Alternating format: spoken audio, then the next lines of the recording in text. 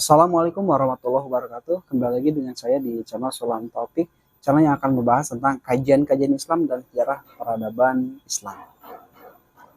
Alhamdulillah di hari ini, di hari ke-7 bulan yang penuh berkah, bulan suci Ramadan, mudah-mudahan kita selaku umat muslim yang taat beribadah, segala amal ibadah kita diterima di sisi Allah Subhanahu wa taala. Dan mudah-mudahan kita diberikan kesehatan sampai akhir Ramadan ini dan kita mendapatkan buah daripada puasa, yaitu ketakwaan kepada Allah Subhanahu wa taala.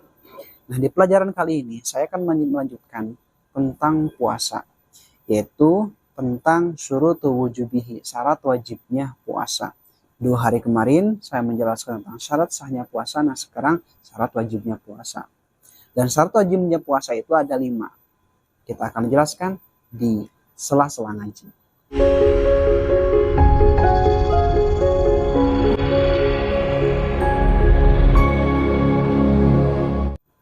Bismillahirrahmanirrahim. Faslun ariyata pasal sahiji. Syurutu wujubihi ari pirang-pirang syarat wajibna saum eta khamsatu asya'a aya 5 pirang-pirang perkara. Islamun tegesna kahiji Islam, wa taklifun sareng kadua taklif atau mukallaf, wa itaqatun sareng katilu kuat, wasihatun sareng kaopat sehat, wa iqamatun sareng kalima mukim. Di dalam pasal ini saya akan menjelaskan tentang syarat wajibnya puasa. Nah, jadi syarat wajibnya puasa ini, nah kalau kita tidak laksanakan maka tidak akan sah puasanya. Kenapa? Karena kita wajib puasa itu harus memenuhi kriteria yang 5 ini. Yang pertama itu adalah Islamun, yaitu harus beragama Islam. Jadi kalau bukan Islam, orang Nasrani atau Yahudi, maka tidak wajib berpuasa menurut syariat Islam. Yang kedua adalah taklifun, yaitu kataklif. Apa yang disebut dengan taklif? Bulugun wa aklun, yaitu sudah masuk usia baligh dan berakal. Apa baligh itu? Baligh itu cirinya ada 3. Yang pertama, sudah masuk usia 15 tahun di lelaki dan di perempuan. Yang kedua yaitu haid, di perempuan saja. Yang ketiga adalah mimpi basah atau mimpi jima di laki-laki dan perempuan. Nah, itu ciri-ciri baligh seperti itu. Jadi kalau ada orang yang sudah baligh terus dia berakal maka wajib berpuasa. Kenapa? Karena itu sudah masuk taklif.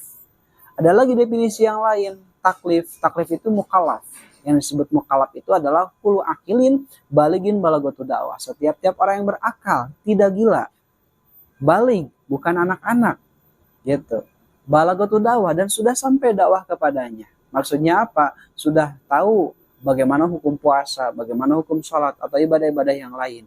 Nah, itu balagotu dakwah. Tapi ya tidak menutup kemungkinan. Sekarang seluruh mayoritas umat muslim itu semuanya tahu bahwasanya puasa itu hukumnya wajib di bulan Ramadan seperti itu.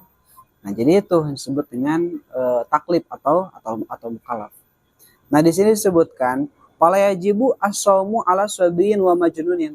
Maka tidak wajib berpuasa kepada anak-anak dan orang yang gila. Jadi anak-anak itu tidak diwajibkan untuk berpuasa. Usia SD 7-6 tahun seperti tidak diwajibkan untuk berpuasa. Jadi intinya sebelum balik maka tidak diwajibkan berpuasa kalau posisinya dia itu belum haid atau belum mimpi basah. Ya kalau sudah mimpi basah terus belum umur 15 tahun ya wajib puasa. Atau sebelum 15 tahun perempuan biasanya 12 tahun atau 9 tahun ke sana gitu. Sebelum 15 udah haid maka sudah wajib berpuasa.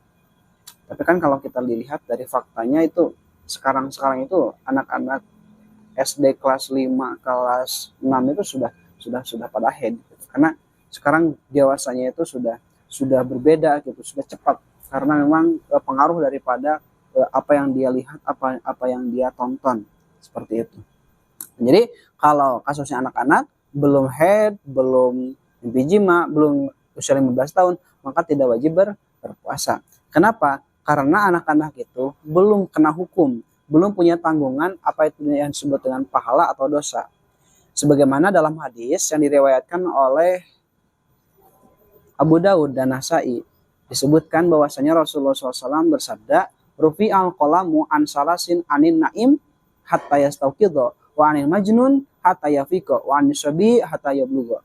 Jadi yang artinya rufi'al qalam an salasin, diangkat hukum dari 3 orang. Jadi 3 orang ini tidak kena hukum suatu ibadah. Yang pertama, naim hatta yastauqidha, yaitu orang yang tertidur. Jadi kalau ada orang yang tertidur maka tidak diwajibkan untuk berpuasa, salat atau yang lainnya. Kalau tertidur. Kenapa? Karena hilang akal gitu. Orang yang tidur itu hilang akal seperti itu. Hatta yastauqidha, sehingga dia terbangun. Kalau terbangun kena lagi hukum seperti itu. Nah, itu yang pertama. Wa 'anil majnuni, yang kedua adalah orang yang gila. Orang yang gila tidak kena hukum seperti itu. Tidak kena hukum wajib, sunnah atau dan yang lainnya. Meskipun dia melakukan hal-hal yang sunnah, wajib dan yang lainnya seperti itu. Hatta yafiqa, sehingga dia sembuh. Kalau sembuh ya wajib. Yang ketiga adalah anak-anak seperti itu. Jadi anak-anak tidak diwajibkan untuk berpuasa hatta yablugha, sehingga dia sudah balik. Kalau sudah balik ya diwajibkan seperti itu. Nah, itu yang kedua, taklif. Yang ketiga adalah itaqatun, yaitu kuat. Jadi kalau orang tersebut kuat melaksanakan puasa maka diwajibkan berpuasa seperti itu. Yang disebut dengan kuat itu adalah qudratun lisaumi, yaitu puasa. Maksudnya kuat dalam melaksanakan puasa. Maka fala yajibu alaman layatikuhu likibarin aw maradin, maka tidak ada kewajiban kepada orang yang tidak kuat berpuasa. Siapa itu? Likibarin aw maradin, yaitu orang yang sudah tua, sudah lanjut usia, dimana kalau berpuasa itu akan berpengaruh pada kesehatannya. Tahu-tahu nanti bisa mati seperti itu kalau berpuasa, maka tidak diwajibkan untuk berpuasa. Bagaimana tuh? Nanti diganti oleh hari-hari yang lain. Aumarudin, atau orang yang sakit, tidak diwajibkan berpuasa. Nah, itu yang ketiga. Yang keempat adalah wasihatun, yaitu sehat. Jadi orang yang sehat maka diwajibkan berpuasa. Ya kalau tidak sehat tidak wajib. Sebagaimana dalam surat Al-Baqarah ayat 185 disebutkan, Bismillahirrahmanirrahim. Wa man kana maridun aw ala safarin fa iddatun min ayyamin ukhra wa man kana maridun. Siapa saja yang sedang sakit, aw ala safarin, atau dalam perjalanan, fa iddatun min ayyamin ukhra, maka puasanya diganti dengan hari-hari yang lain, yaitu di luar bulan suci Ramadan, bulan Syawal ke sana. Gitu. Yang kelima adalah iqamatun. Apa iqamatun itu? Mukim. Kita sedang ada di rumah, kita sedang ada di kampung. Kalau kita dalam perjalanan ya gak apa-apa kita berbuka. Seperti itu.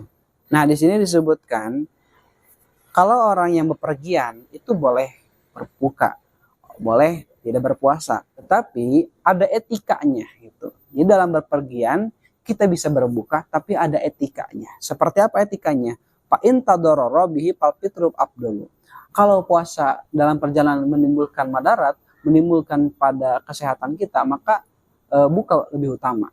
Tetapi wa illa fasamu afdalu. Tetapi kalau tidak menimbulkan kemadaratan dalam perjalanan terus kita berpuasa, maka fasamu afdalu, maka puasa lebih utama. Jadi intinya kalau dalam perjalanan itu, kalau puasa kita dalam perjalanan terus menimbulkan madarat kepada kesehatan kita, mengganggu kesehatan kita kalau kita berpuasa, maka lebih utama kita berbuka. Tetapi kalau tidak ada gangguan seperti itu, maka puasa lebih baik. Meskipun kita tidak ada gangguan, tidak ada madarat sedikit pun dalam perjalanan kita, meskipun kita berpuasa terus kita berbuka, ya gak apa-apa gitu. Tapi lebih utama itu berpuasa kalau tidak madarat seperti itu. Nah, itu tentang syarat wajibnya puasa. Jadi kita simpulkan bahwa syarat wajib puasa itu ada 5. Yang pertama itu Islam, yang kedua itu taklif mukallaf, yang ketiga itu adalah itokoh, yaitu kuat, yang keempat adalah sehat, yang kelima adalah bermukim, tidak dalam perjalanan. Itu saja yang bisa saya sampaikan. Mudah-mudahan bermanfaat. Mudah-mudahan kita bertemu lagi di konten selanjutnya. Terima kasih. Assalamualaikum warahmatullahi wabarakatuh.